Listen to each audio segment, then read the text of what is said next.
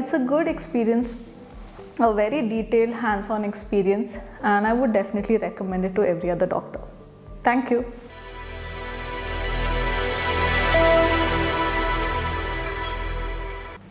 Hi everyone, I'm Dr. Amulya from Bangalore, and I have attended this hands-on training in hair transplantation conducted by Saraswat Hospital. The experience has been very good. The theoretical classes were very detailed, they were very regular, and the classes started on time.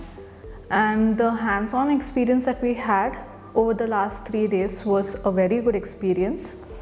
We got a hands-on experience in both FUE and FUT.